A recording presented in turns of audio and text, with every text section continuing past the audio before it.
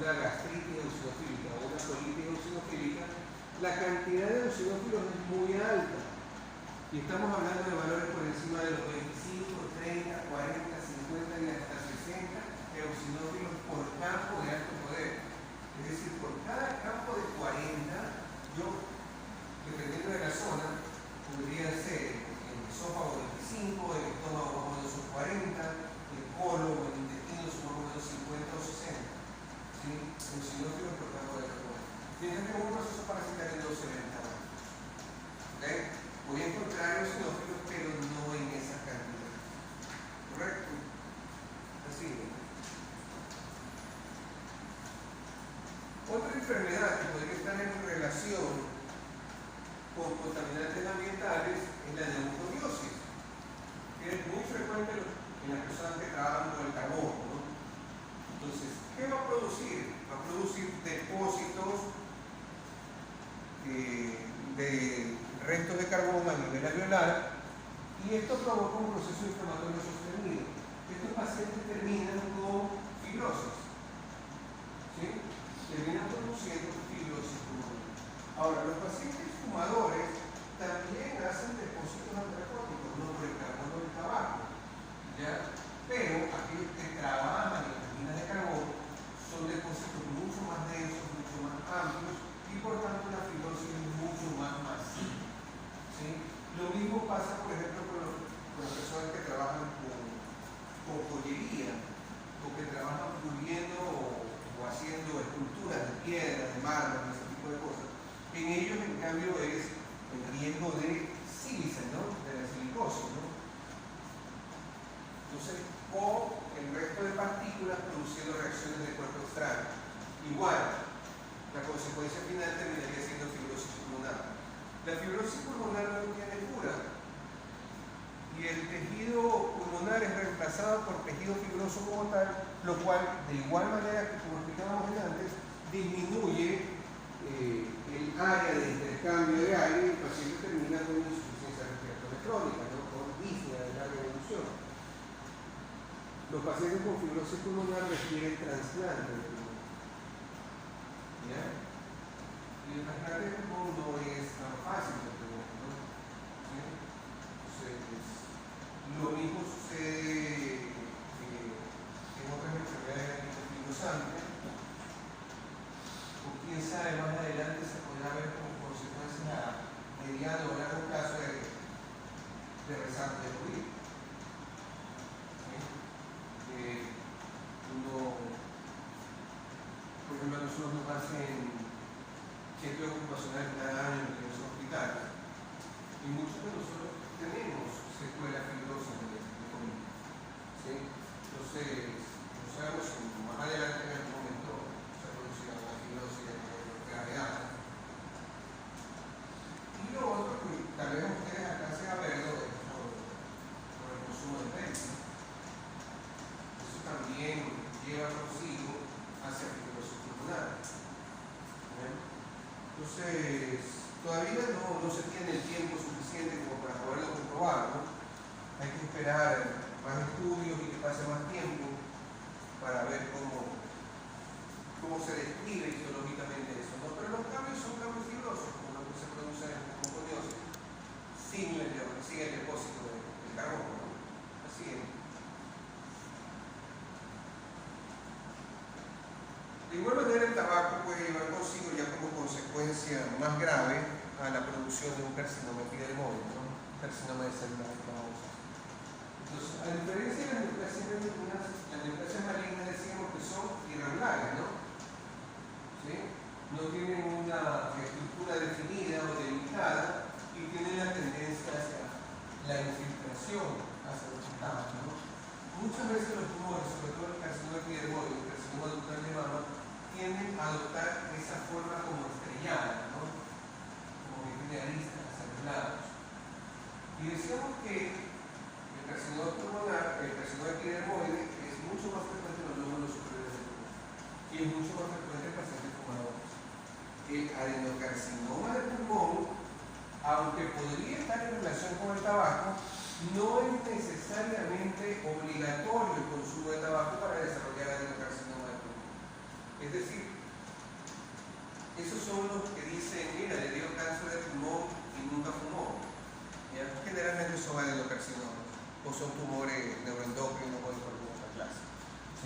pero el que está en relación con el consumo del tabaco es el carcinoma epidermoide. ¿Ok? Y las zonas aledañas tienen depósitos de antracosis, ¿sí?, del tabaco, y tienen áreas de paredes más delgadas, ¿sí?, como bulas enfisematosas. Entonces, normalmente el paciente fumador, la persona fumadora, lo primero que desarrolla es bronquitis crónica, ¿sí? Esa es la famosa tos de fumador. El paciente tose permanentemente, sobre todo en las mañanas. ¿Por qué tose mañana? El fumador se levanta tosiendo. ¿Han tenido amigos o familiares fumadores? O ustedes mismos tal vez. El fumador normalmente se despierta y al levantarse tose, ¿sí?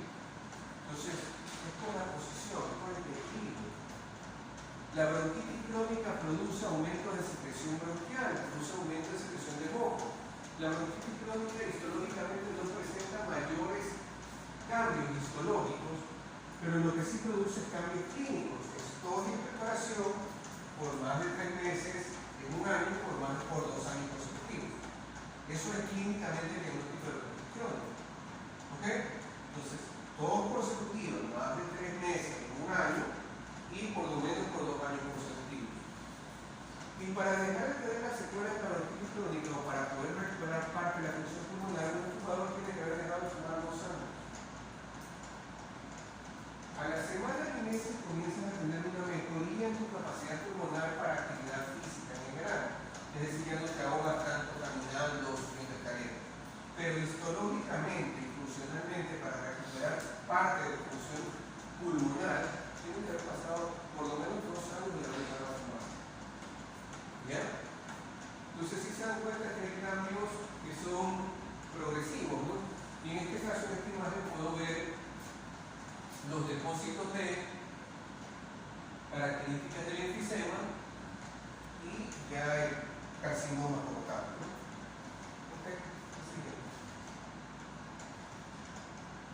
Regreso algo de este aquí abajo, mira.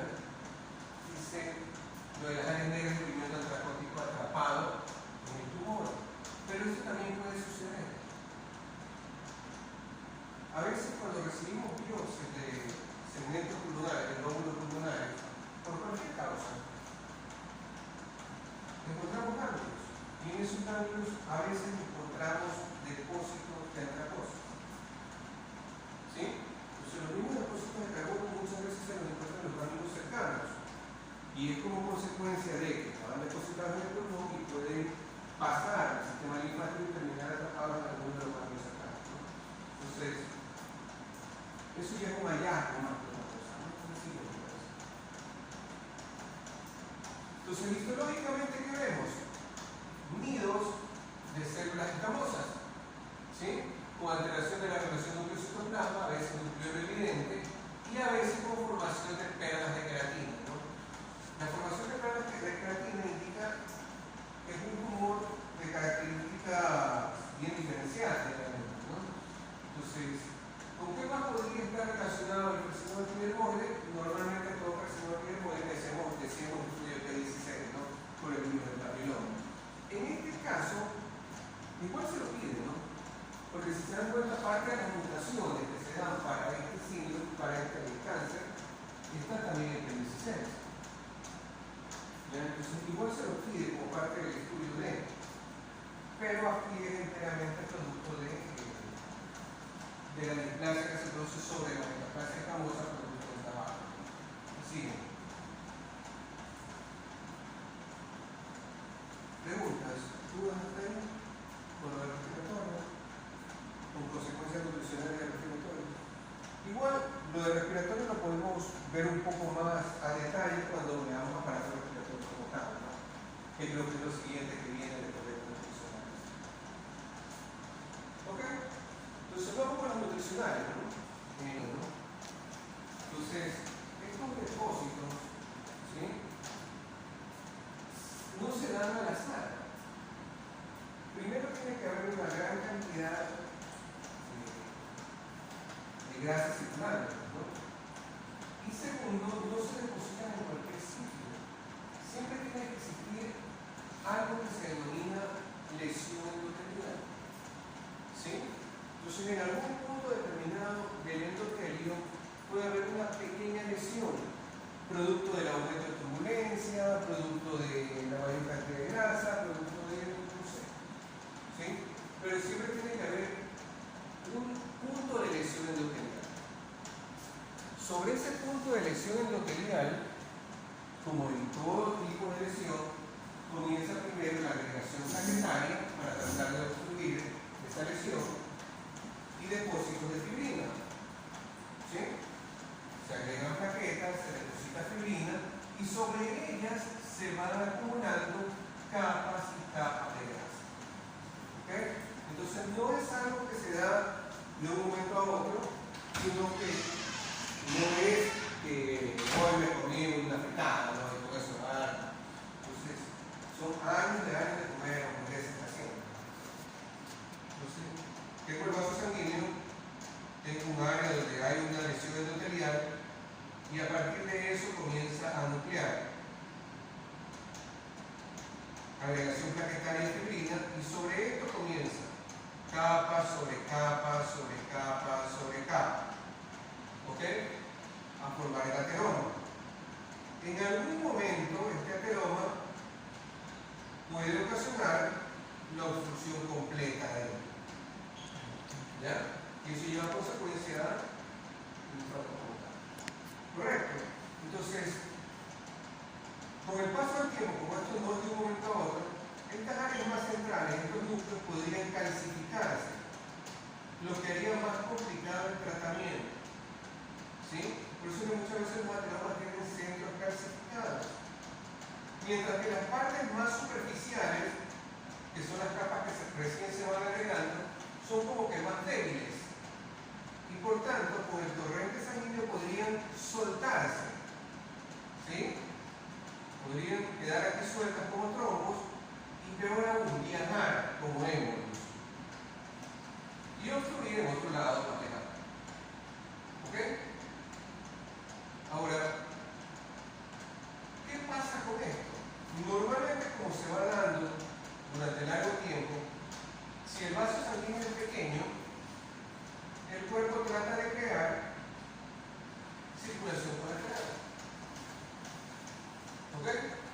Si alcanza el tiempo y crea la suficiente circulación colateral, probablemente ni siquiera se dé cuenta que tuvo. ¿Ok? Pero si el vaso es un vaso más grande, más importante, o que llega a un área mucho más amplia, va a tener consecuencias. ¿Ya? Y entonces esto es, muchas veces cuando le dan un infarto, o en cualquier otra zona del cuerpo. Entonces, ¿qué se hace con? Se entra, qué sé yo, vía safena, ¿sí? Se llega acá y se coloca sustancias trombolíticas, ¿sí? Para tratar de desvanecer esto. O en su defecto, se trata de liberarlo un poco colocando un stent, que es como si fuera un resorte, ¿no? Entonces el stent trata de dilatar eso, ¿no? Entonces, fibrinolysis, colocación del stent. Ahora, el problema es si aquí hay una calcificación grande, el stent no va a poder ampliarlo porque está hecho piedra. ¿Ya? Entonces, si eso está hecho piedra, ahí es cuando cogen y sacan un caso de safena y hacen un bypass. ¿Ok? Estamos, ¿no? Entonces, eso es más o menos grosso modo lo que podría hacerse dependiendo de las características del ateroma, del grado de obstrucción y del tiempo de. ¿Correcto? ¿Sí?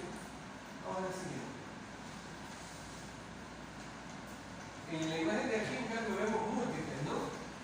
Y está todo tapado, ¿no? Todo eso es un ducto lleno de gas, ¿no? Ahora, esto se agrega factores extra, ¿no? Como por ejemplo, la edad, factores como la hiperlipidemia familiar o hereditaria, parte del síndrome metabólico, lo que tiene que ver con diabetes, el consumo de tabaco, hipertensión y obesidad. Entonces, estos pacientes que tienen arteriosclerosis, que tienen obesidad,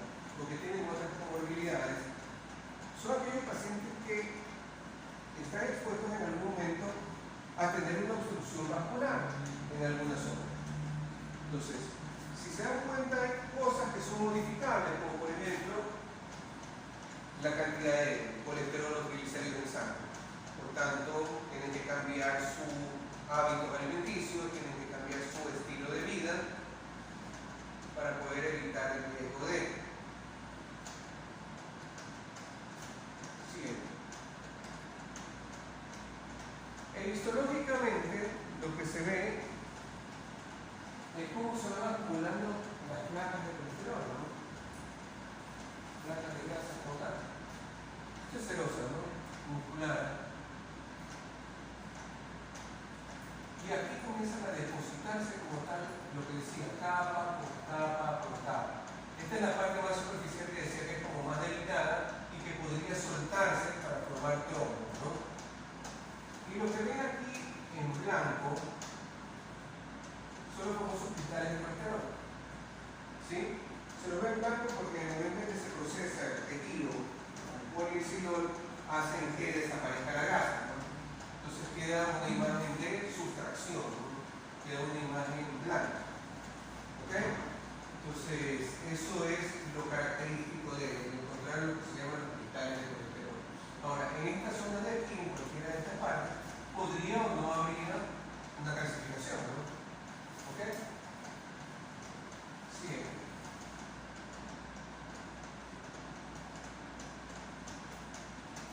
Esto de aquí debería ser lo normal de la pared del vaso sanguíneo. Y todo esto debería ser la luz. ¿Sí? ¿Se dan cuenta cómo ha quedado obstruido, completamente reducido a su mínima expresión? Y lo que se observa aquí es calcificación. ¿Ok? Entonces, si yo tratara de colocar un estén ahí, no va a poder dilatar mayormente. Entonces, esos vasos sí están como que más para pensar en hacer un impacto. ¿Correcto? ¿Sí? Entonces, por eso que dice, la dicha clasificación puede dificultar la práctica de un cambio de plasma por lugar de comunicación de la luz. Se ha reducido notoriamente. Siguiente.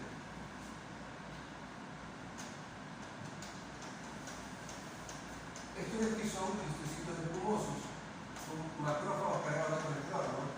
Que andan en el ambiente ahí sueltos, ven placas de colesterol y comienzan a tragar, ¿no?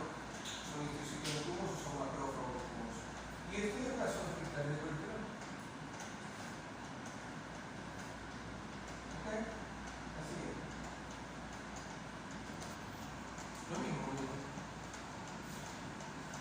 Toda la expresión de la pared lo que ha quedado, esto debería ser la pared. Y todo esto es la formación de la pared. Lo que queda de luz, cristales de colesterol y cristecitos espumosos. ¿Sí? Siguiente.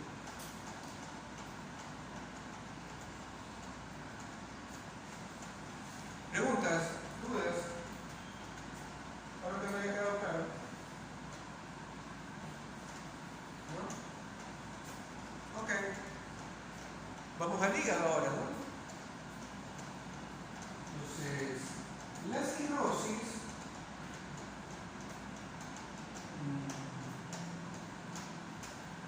es cáncer. Lleva cáncer. ¿Qué es la cirrosis es cáncer? Puede llevar a cáncer. Es que a veces lo que dicen cirrosis no puede morir. Y muchos lo toman como supercáncer. Pero la cirrosis no es cáncer. No puede llevar a cáncer. La cirrosis no es cáncer. La cirrosis es un proceso cicatrizal, fibroso del tejido hepático, en donde se reemplaza parte del parénquima hepático por tejido fibroso para tratar de cicatrizar la lesión hepática masiva que puede darse. ¿Okay? Entonces, el tejido hepático reemplazado por tejido fibroso comienza a perder su función y tiene que verse canibalismo.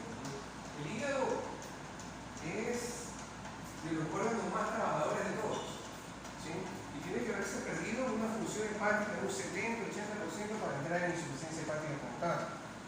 Mientras tanto, él sigue peleando y sigue luchando, ¿no? Entonces, los cambios de esteatosis como tal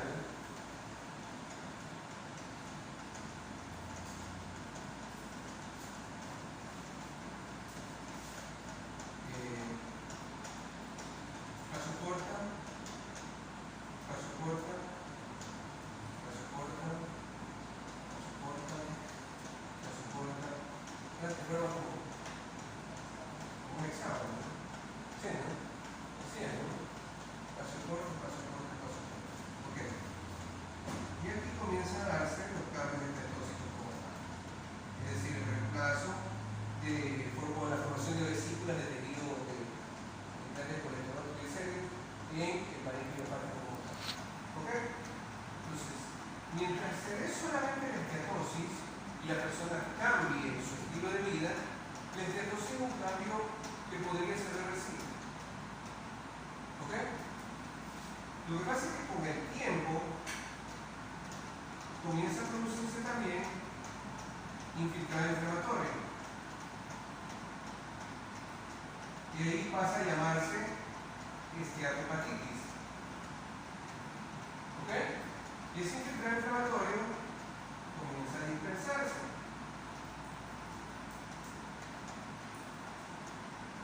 Y estas células inflamatorias que comienzan a producir daño en el parénquima de esas zonas. ¿Ya? Con el paso del tiempo, ¿qué hace el cuerpo? Cicatriza ese daño y hace fibrosis. Fibrosis, fibrosis, fibrosis, fibrosis, fibrosis, fibrosis. Nódulo cirrótico. ¿Ok? Con tejido reparativo en ese, o con remanente de parénquima hepática. Y así se forman los nódulos cirróticos como tales. ¿Ya?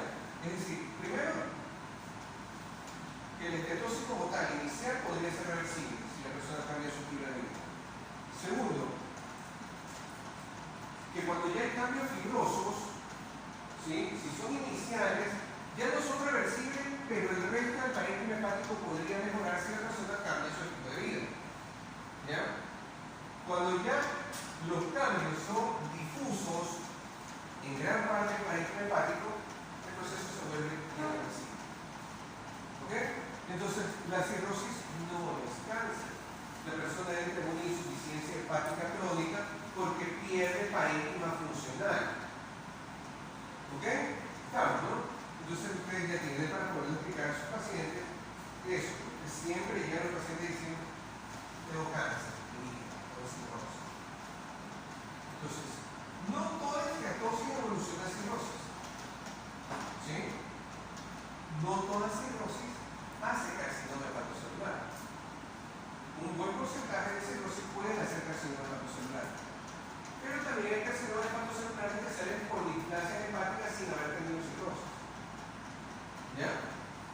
Y de igual manera, hay muchos pacientes que, como consecuencia de la cirrosis ¿a qué te lleva? A hipertensión portal. Y la hipertensión portal lleva todas sus secuelas de varices hemorrágicas, ¿sí? y de riesgos musculares intestinales, alteraciones de la presión, etcétera, etcétera, ¿no?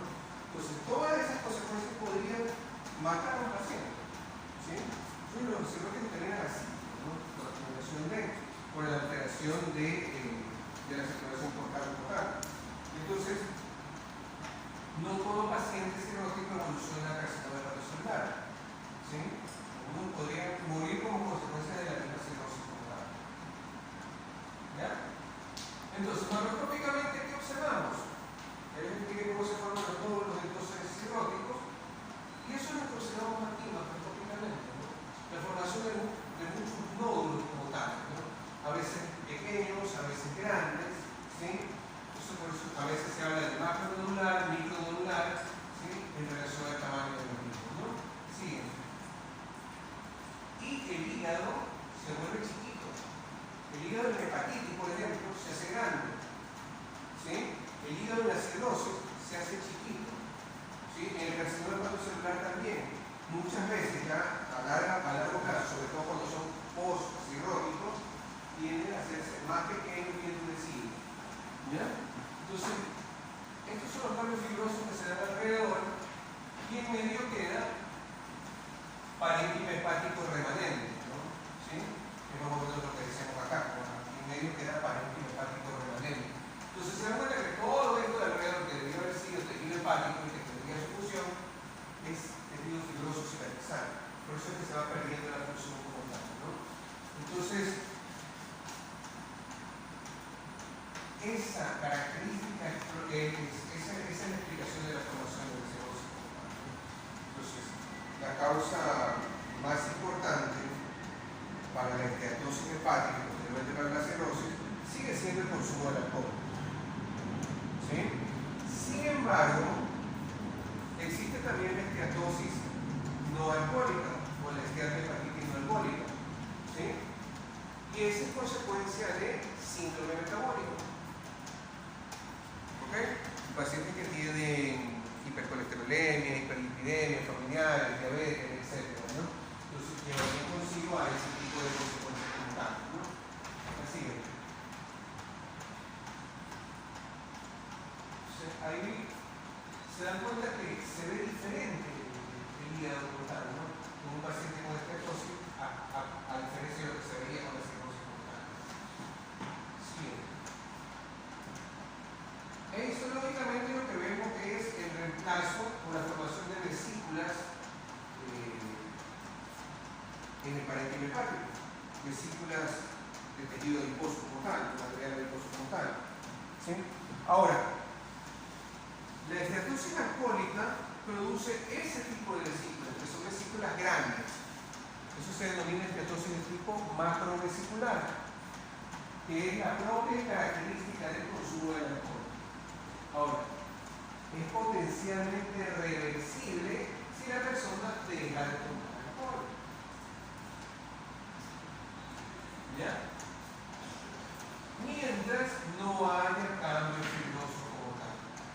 Por eso es que cuando se reporta en patología o en esteatosis hepática, se ponen los tres términos, se pone, qué sé yo, cambios esteatósicos en un 40% de la muestra observada, presencia de inflamación leve, ausencia de fibrosis. ¿Ok? Entonces tengo una esteatohepatitis, ¿sí? Pero si tiene como presencia de fibrosis 1 o 2, ya sería una esteatohepatitis ya con cambio fibroso, que llevaría consigo probablemente podría evolucionar hacia una cirrosis. Ahora, cuando nosotros vemos en placas, nosotros hacemos un porcentaje más o menos de la cantidad de reemplazo del pozo. ¿Sí? Y si sería del 1 al 33, del 33 al 66 y más del 66, ¿sí? Aquí hablamos de esteatosis leve, por lo que llaman hígado graso grado 1, esteatosis moderada o grado 2, ¿sí? Y esteatosis severa o grado 3. ¿Se han escuchado que a veces el hígado graso grado 3? ¿Sí? Entonces, se dan cuenta que tengo que hacer conteo de porcentajes por histología. ¿Sí? Pero no todo el mundo le es envidioso para ver hígado graso. La mayoría de los pacientes se identifican por ecografía. Las imágenes ecográficas son sugestivas de, pero el diagnóstico específico es por biopsia. Porque si no, no puedo sacar el porcentaje. ¿Sí?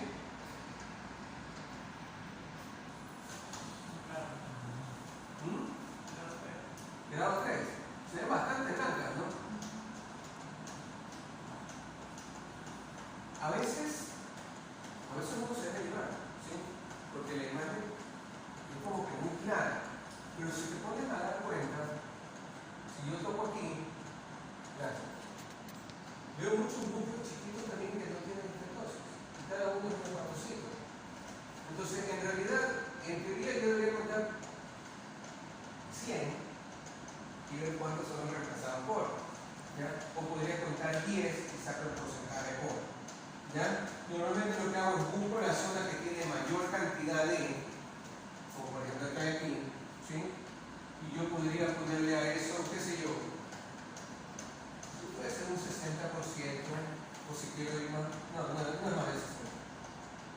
Sí puede ser un 60%. Entonces entraría en 2, ¿sí? Ok. Pero yo digo, es solamente como un ejercicio nada más, porque en realidad yo tengo que ver varios campos ver el que tiene mayor cantidad y ahí saco el porcentaje como tal.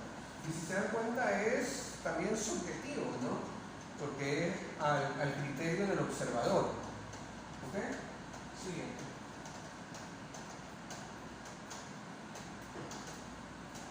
Aquí ya veo fibrosis y ya veo células inflamatorias. ¿Ok? Ahí ya veo fibrosis y veo células inflamatorias. Eso no es hematocilina.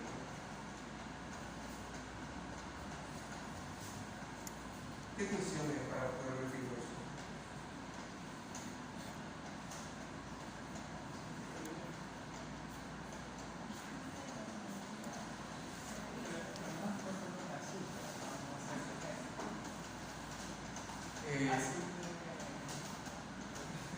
Heisenberg o azul de metileno.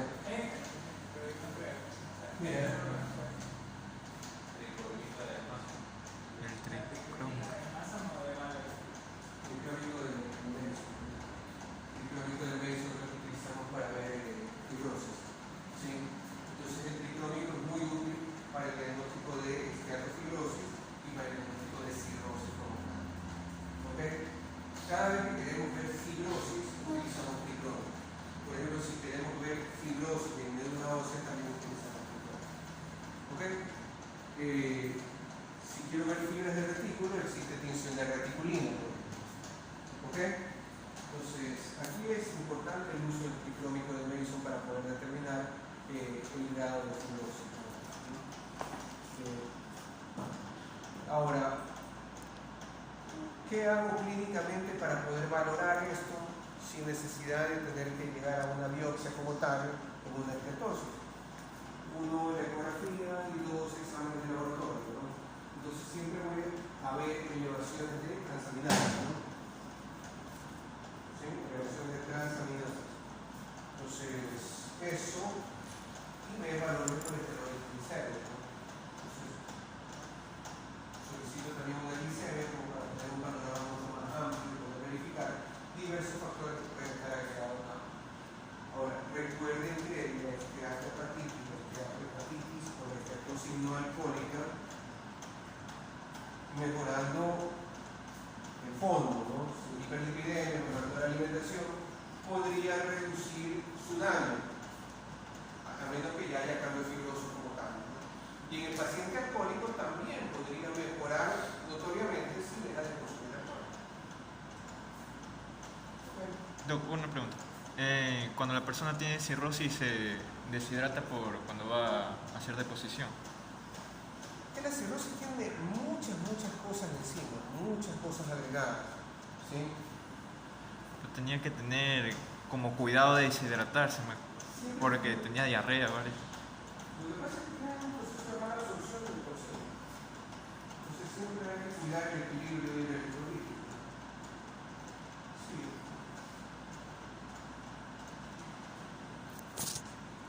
Esa es la hielina de Mallory, ¿no? ¿Sí? Que es propia característica de la hepatitis alcohólica. Aunque yo puedo encontrar también cuerpos de Mallory, inclusiones de Mallory en hepatitis B. ¿Sí? Y la verdad es que aquí está bonita y la han atrapado chévere, como para la foto. Pero cuando uno ve una carga mitológica no es tan fácil encontrarla. ¿Sí? Entonces, si la encuentras y está en relación con esteatohepatitis, ojo, que probablemente es alcohólica. ¿Ya? Y si encuentras eso, más inclusiones en vidrio perilado en un paciente en una biopsia hepática también, ojo que podría ser hepatitis. ¿Ok? Sí.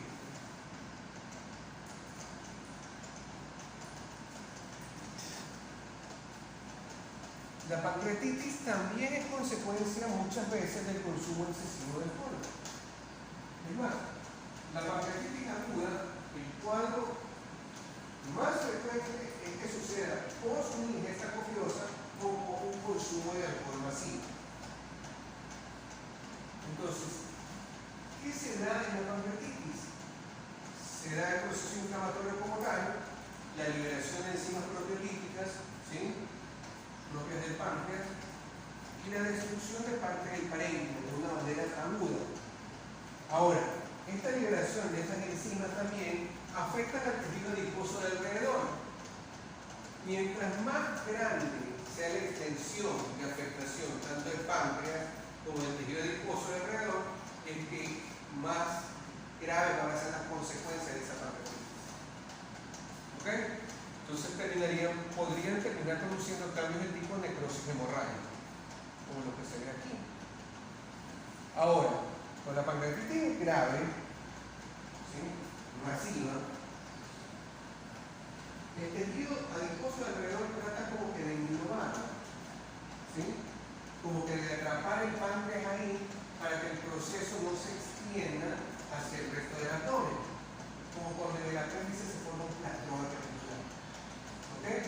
Pero si es necrohemorrágica y tiene el tejido adiposo alrededor, en el centro forma restos de necrosis hemorrágica y se engloba como si fuera un quiste. ¿Ok? Pero no es un quiste. Yo lo diferenciaría del quiste.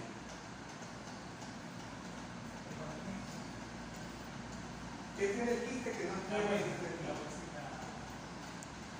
Porque este tejido adiposo lo engloba, ¿no?, y atrapa ese contenido hemorrágico. ¿Qué le falta? Le falta la cobertura endotelial. ¿Sí? Debe tener una capa de endotelio medio para que sea un quiste.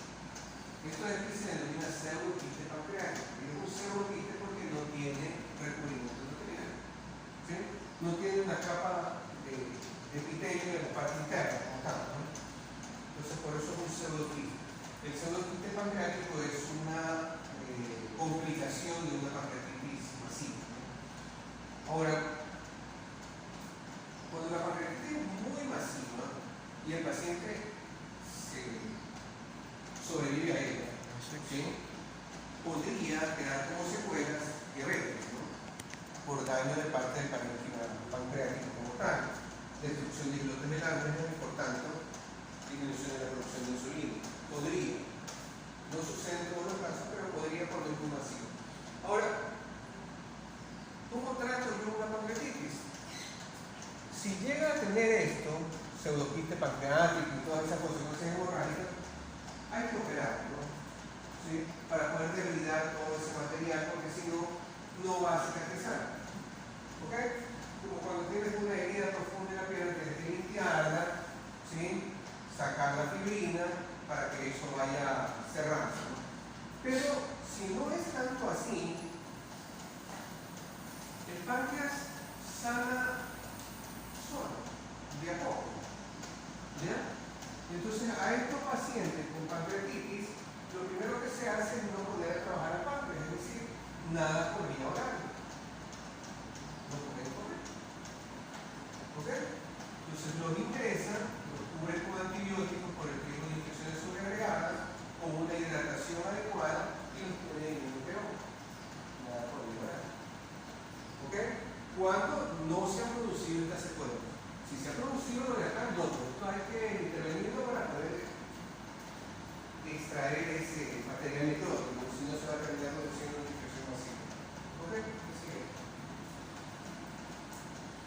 Entonces, en una pancreatitis aguda que encontramos, denso infiltrado inflamatorio neutrofílico, necrosis, ¿no?, y extensas áreas de hemorragia. ¿Se dan cuenta que el parénquima de aquí alrededor se ha perdido, ¿no?, el proceso necrótico? Y lo que van quedando son estas zonas de aquí. Si el daño es masivo, va a haber pérdida de parénquima pancreático y por tanto el riesgo de destruir también los islotes, ¿no?, y por tanto disminuir la producción de insulina. Ahora, un paciente puede coger y pasar a una pancreatitis crónica. Esto es que se fibrosa y el infiltrado inflamatorio pasa al linfocitario, ¿sí? Pero eso ya no te da un cuadro agudo como tal, pero sí cuadro de, qué sé yo, de insuficiencia de función pancreática como tal. Sigue.